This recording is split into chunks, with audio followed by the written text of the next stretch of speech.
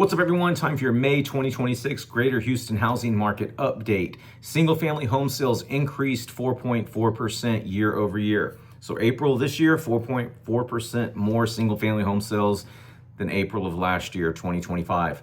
Pending sales, so contracts, climbed 9.4%, so almost 10%. Actually a little surprised by that, so that's cool. Days on market, single-family homes rose from 55 days to 60 days.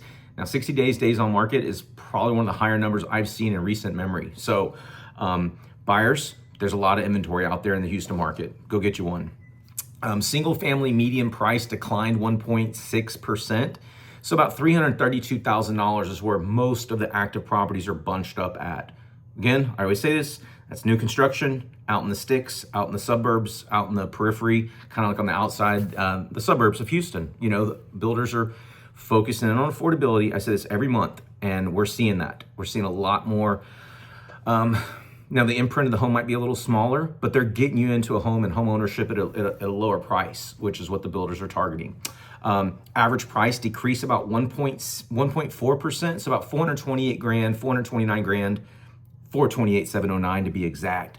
So right under $430,000 is your average single-family house price right now in Greater Houston.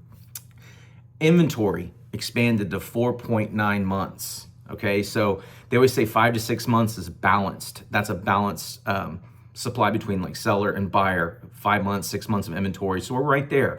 Buyers, I'm telling you right now, sellers are working with you. So I think once rates come down and all eyes are on the Strait of Hormuz, Iran. I know there's just a lot of economic stuff going on right now that's affecting interest rates, but obviously oil, gas adds to inflation. Higher inflation adds to a higher 10-year Treasury note, and mortgage rates most closely follow the 10-year Treasury bond or yield or whatever, right? So just take a look at the 10-year Treasury and usually add about 2 points, 2.5 points, somewhere in there, and that's where your rates are usually at.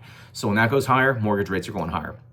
Single-family home inventory, like I said, at recent highs at 5 months. It's not been this high in a while. So again, a lot of supply, historically speaking, like the last 5 years since COVID, right? 5 months inventory has not been seen in a while. And then also property, total dollar volume rose about 2.6%, but total property sales rose about 3.1%. So volume increased, but not the dollar amount didn't increase as much. So that means homes are selling for a tad bit less. Like I said, 1%, 1.4% less than this time last year, statistically about equal, right? So the homes are affordable right now, but once rates drop, I have a feeling that the prices of homes are going to increase and supply is going to decrease. That's just my guess. But anyway, if you want to talk about this or anything else, text me, call me, email me anytime. Catch you guys next month. Later.